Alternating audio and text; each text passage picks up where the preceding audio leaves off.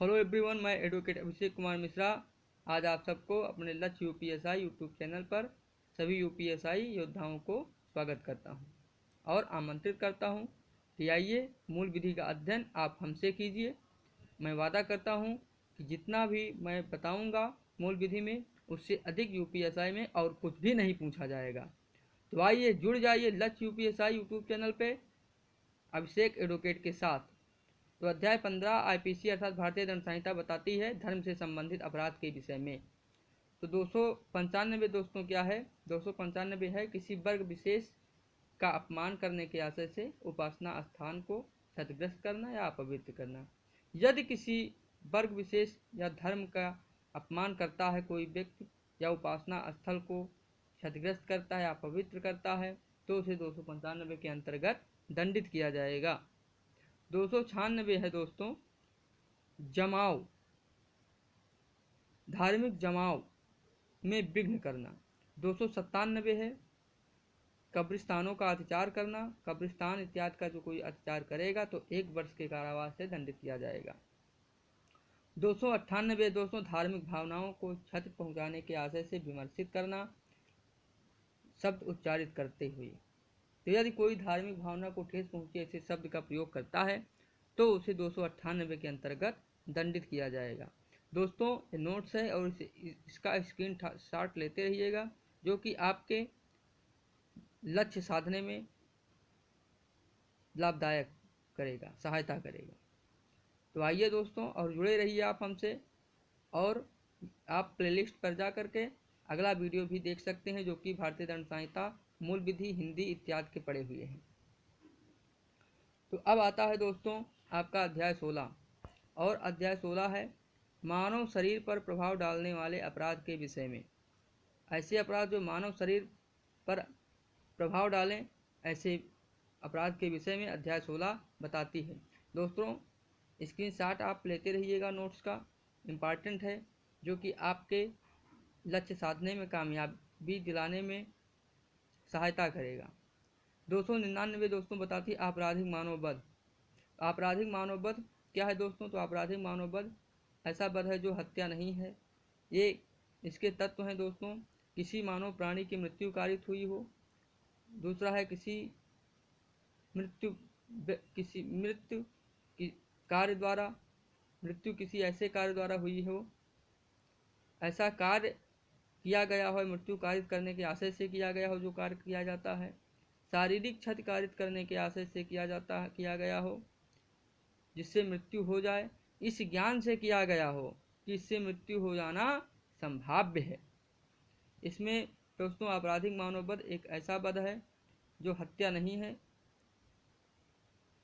और आपराधिक मानववध में किसी मानव प्राणी की मृत्यु कारित करने के आशय और ज्ञान से ऐसा कार्य किया जाता है जिससे मृत्यु का होना संभाव्य हो तो आपराधिक मानववध कहलाता है। दोस्तों इसमें महत्वपूर्ण बात है पलानी गोल्डन इंपरर, कालिया गोल्डन, बिरसा बनाम राज्य, निंगराज दास बनाम एम्परर, आर बनाम गोविंदा। इम्पॉर्टेंट बात है दोस्तों। दोस्तों आता है हत्या। हत्या क्या है दोस्तों? तो हत्या आपराधिक मानववध की ही एक शाखा है, आपराधिक मानववध की ही एक जाति है। तो इसमें बताया गया है दोस्तों कि सभी आपराधिक मानववध जो है, जैसे कि सभी हत्या आपराधिक मानववध है परंतु सभी आपराधिक मानववध हत्या नहीं है। आपराधिक मानववध हत्या नहीं है, यह हत्या से व्यापक है।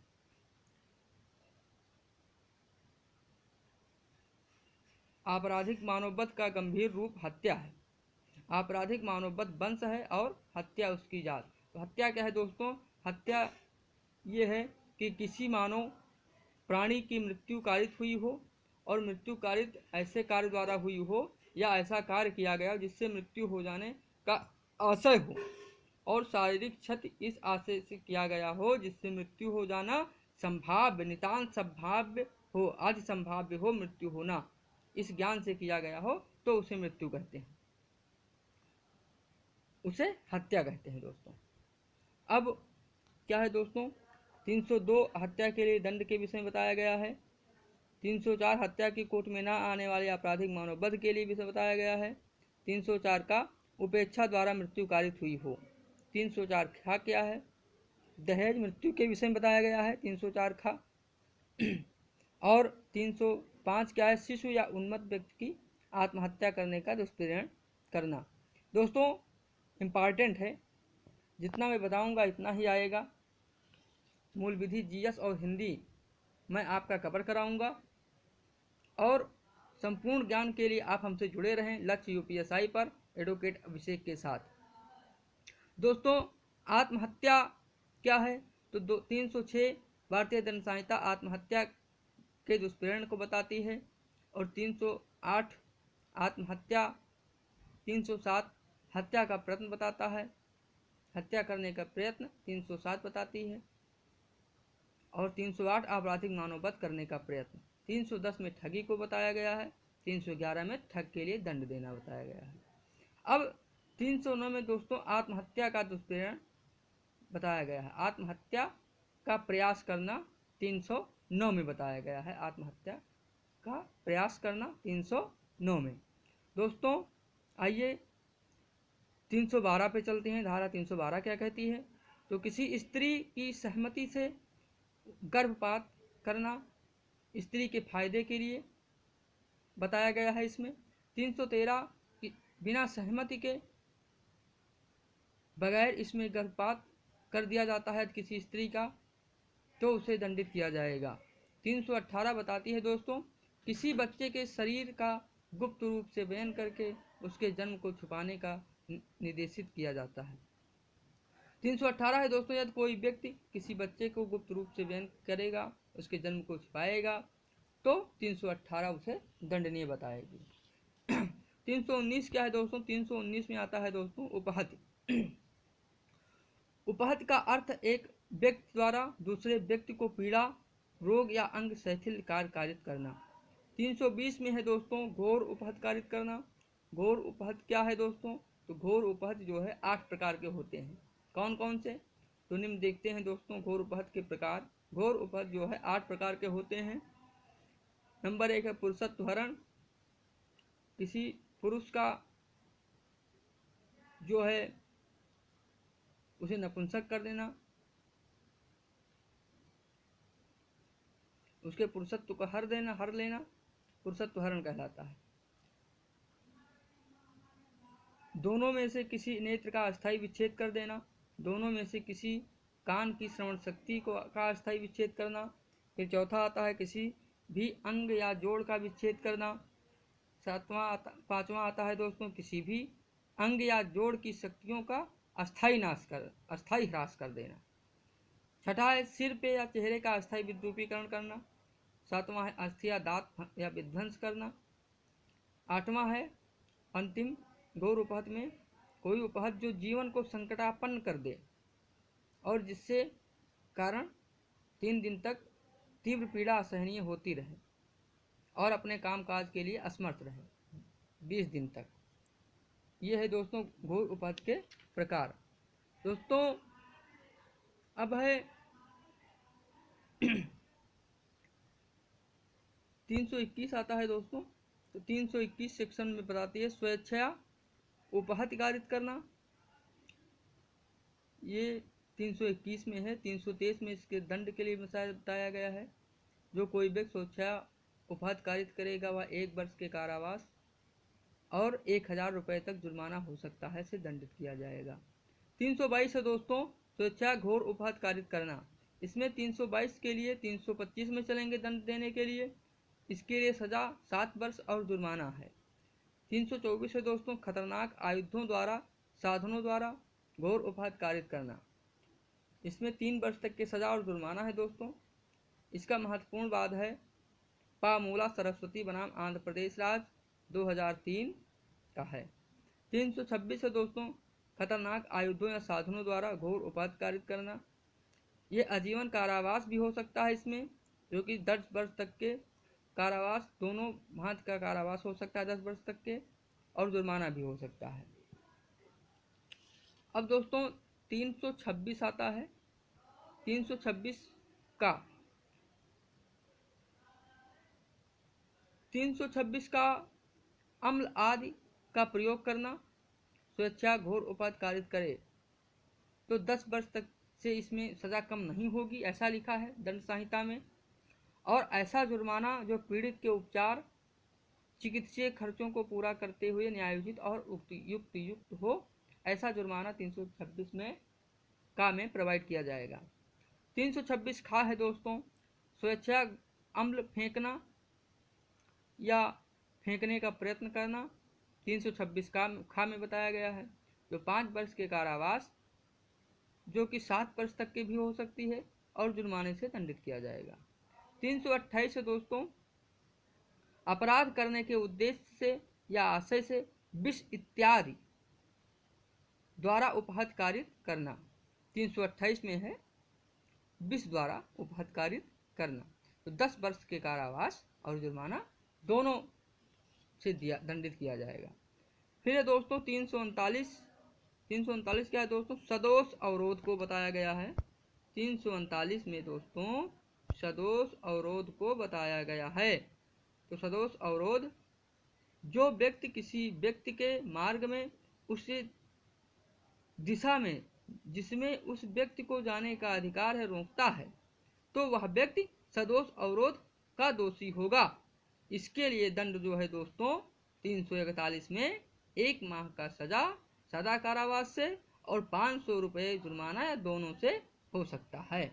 340 है दोस्तों सदोष परिरोध, जो कोई व्यक्ति किसी इस प्रकार सदोष अवरोध कारित करता है कि उस व्यक्ति को निश्चित परिसीमा में बंद रखे या जाने से निवारित कर दे, तो वह व्यक्ति सदोष परिरोध का अपराध करता है और इसके लिए 392 में दंड दिया जाएगा, 1 वर्ष का कारावास और जुर्माना जो कि 1000 रुपये तक हो सकता है से दंडित किया जाएगा। अब दोस्तों आता है 349 बल है, इसमें परिभाषित किया गया है। 350 में दोस्तों आपराधिक मानव बल को बताया गया है। 351 में हमला को बताया गया है। हमला क्या है दोस्तों, इंपॉर्टेंट है, नोट करिएगा। जो कोई अंग विक्षेप या तैयारी इस आशय से करता है तो यह संभाव्य जानते हुए करता है कि ऐसे अंग विक्षेप या ऐसी तैयारी करने से किसी उपस्थित व्यक्ति को यह आशंका हो जाए कि जो वैसा अंग विक्षेप की तैयारी करता है उस पर आपराधिक बल का प्रयोग करने वाला ही है, वह हमला कहलाता है। अब दोस्तों 354 है स्त्री लज्जा भंग करने के आशय से उस पर हमला या आपराधिक बल का प्रयोग करना। 354 स्त्री लज्जा भंग को बताती है, इसमें 2 वर्ष के कारावास और सजा दिया जा सकता है, 2 वर्ष का कारावास और जुर्माना दिया जाएगा 354 में। 354 का है दोस्तों लैंगिक उत्पीड़न और लैंगिक उत्पीड़न के लिए दंड को बताया गया है। इसमें 3 वर्ष के कारावास और जुर्माना दोनों से दंडित किया जाएगा। 354 का बताती है। 354 खा है दोस्तों, 354 खा है विवस्त्र, किसी स्त्री को विवस्त्र करने के आशय से स्त्री पर हमला या आपराधिक बल का प्रयोग करना, 3 वर्ष का सजा व जुर्माना इसमें दिया जाएगा। 354 का दृश्यता है दोस्तों, यह धारा यह प्रावधान करती है कि जो कोई मनुष्य किसी महिला के प्राइवेट काम को देखता है, प्राइवेट वस्त्र को देखता है अथवा उसे उस कार्य में व्यस्त रहते उसकी प्रतिमा या चित्र देखता है, तो वह 354 का अपराध कहलाता है। इसमें प्रथम बार में 1 वर्ष से कम सजा नहीं होगी जो कि 3 वर्ष तक की हो सकती है, और द्वितीय बार में 3 वर्ष से कम नहीं होगी जो कि 7 वर्ष तक के हो सकती है।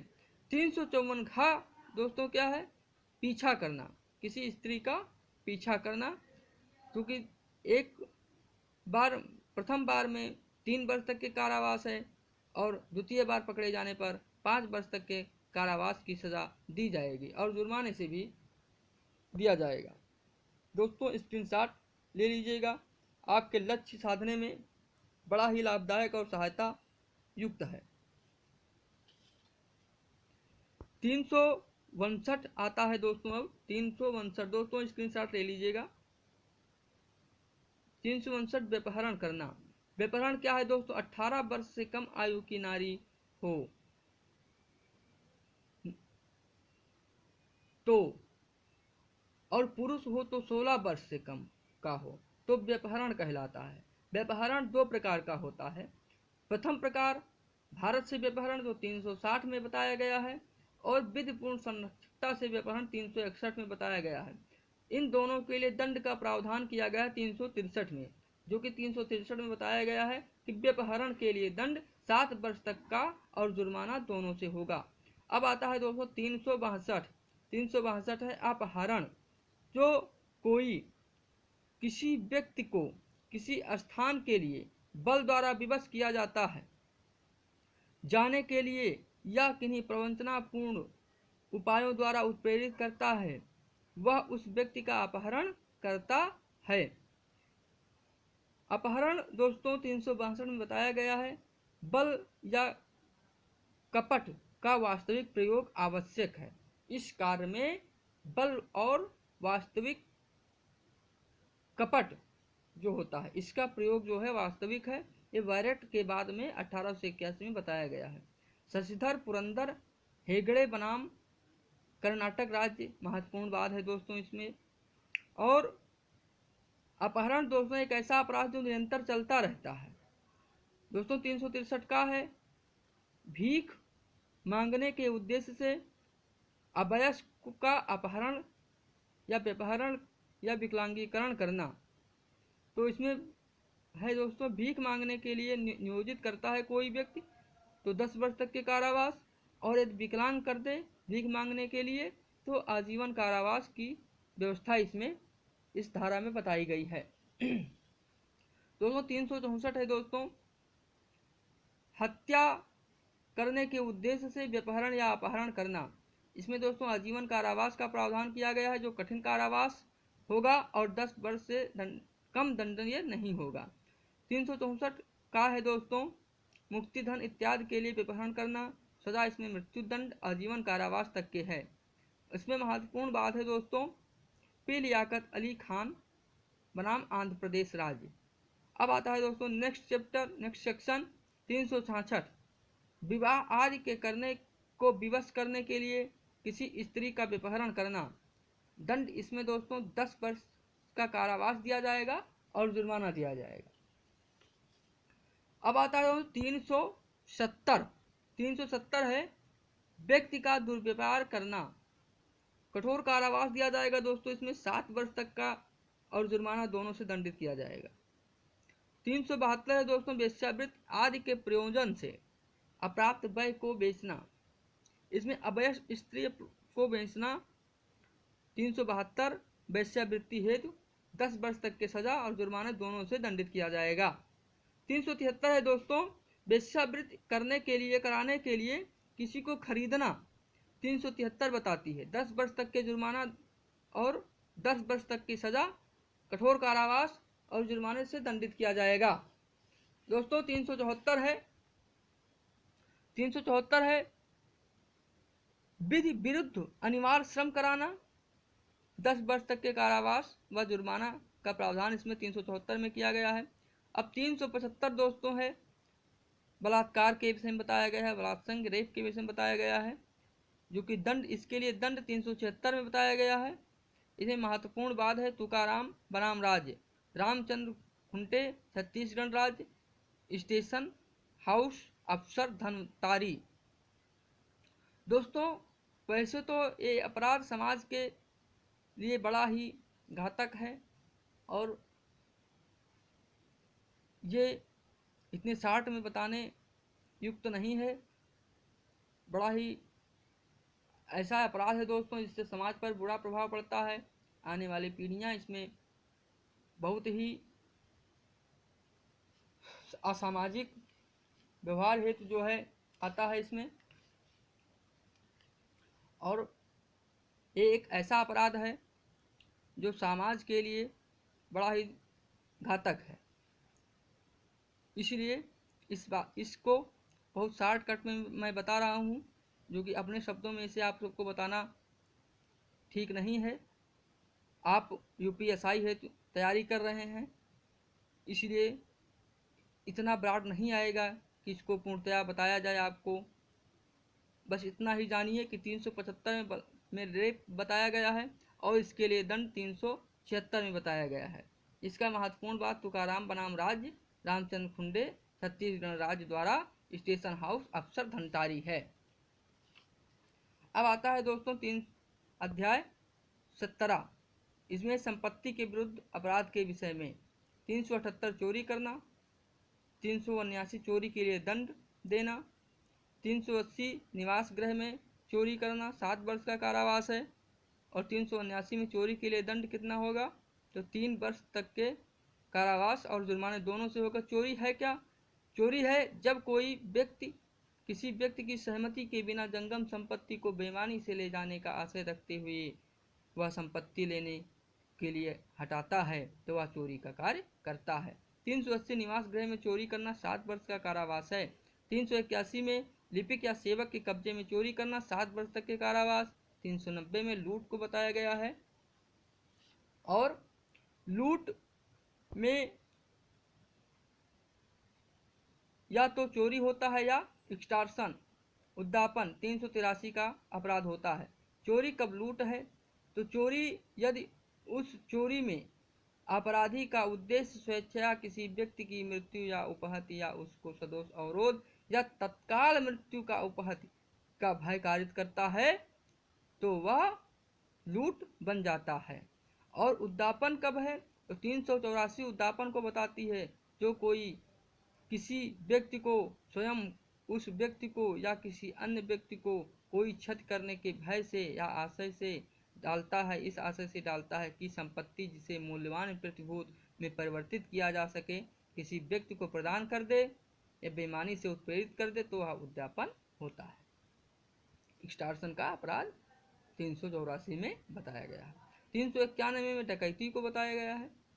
392 में लूट के लिए दंड को बताया गया है और 395 में है डकैती के दंड का प्रावधान दिया गया है। डकैती के लिए कितना दंड होगा, तो आजीवन कारावास या 10 वर्ष तक के कारावास से दंडित किया जाएगा। 396 में हत्या सहित डकैती है, इसमें मृत्यु या आजीवन कारावास या 10 वर्ष के कठिन कारावास से दंडित किया जाएगा। 415 है दोस्तों, छल को बताया गया है। अब आता है अध्याय 20 क्या है। इसमें अध्याय 20 है दोस्तों विवाह संबंधी अपराध के विषय में बताया गया है। तो धारा 393 में है विधि पूर्ण विवाह का प्रवंचना से विधि पूर्ण विवाह का विश्वास कराने वाले पुरुष द्वारा कारित सहवास करना। तो इसमें दोस्तों 10 वर्ष तक के कारावास और जुर्माने से दंडित किया जाएगा। इसमें बताता है कि जब कोई व्यक्ति विधिपूर्ण विश्वास दिलाता है कि हमसे आपसे विधिपूर्ण विवाह हुआ, इसके साथ सहवास करता है, तो उसे 10 वर्ष तक के कारावास दंड से दंडित किया जाएगा, जो कि 493 में बताया गया है। 494 में है पति पत्नी के जीवन काल में पुनः विवाह करना। 494 में दंडित किया जाएगा, 7 वर्ष के कारावास से और जुर्माने से दंडित किया जाएगा। अब आता है दोस्तों अध्याय 20 का। अध्याय 20 का में धारा सेक्शन 498 का है दोस्तों कि पति या पत्नी के नातेदार द्वारा उसके पति प्रतिकूलता करना 3 वर्ष तक के सजा व कारावास से दंडित किया जाएगा। अब आता है दोस्तों अध्याय 21। 499 में मानहानि को बताया गया है। जो कोई बोले गए, पढ़े गए या आशयित शब्दों द्वारा या संकेतों द्वारा, दृश्य रूपणों द्वारा किसी व्यक्ति पर कोई लांछन इस आशय से लगाता है या प्रकाशित करता है कि ऐसे लांछन से उस व्यक्ति के मान सम्मान में, ख्याति में अपहानि होगी, मान सम्मान में उसकी हो रही वृद्धि को हानि पहुंचेगी, क्षति होगी, तो मानहानि होता है। मानहानि के लिए दंड क्या है दोस्तों? मानहानि के लिए दंड आईपीसी भारतीय दंड संहिता की धारा 500 में बताया गया है। तो दंड का प्रावधान किया गया है, 2 वर्ष तक के सादा कारावास और जुर्माना दोनों से दंडित किया जाएगा। तो ये रहा दोस्तों आपके आईपीसी अर्थात भारतीय दंड संहिता। अब आज दोस्तों इसी अध्याय से इम्पॉर्टेंट सेक्शन आपके यूपीएसआई लक्ष्य है में समाप्त किया जाता है। और भारतीय दंड संहिता में जो भी आएगा भारतीय दंड संहिता से मूल विधि में आपके, वो सारा का सारा मैंने कवर कर दिया है। आप मेरे इस चैनल के प्लेलिस्ट पर जा करके पिछले वीडियो देख सकते हैं। और दोस्तों, यदि आपको पसंद आया तो लाइक, सब्सक्राइब और कमेंट्स करना ना भूलें, ताकि मुझे भी सुख शांति मिलती रहे, संतोष मिलता रहे कि हाँ, मैंने आपके हित में जो कार्य किया है वो आप लोगों को पसंद आ रहा है। जय हिंद।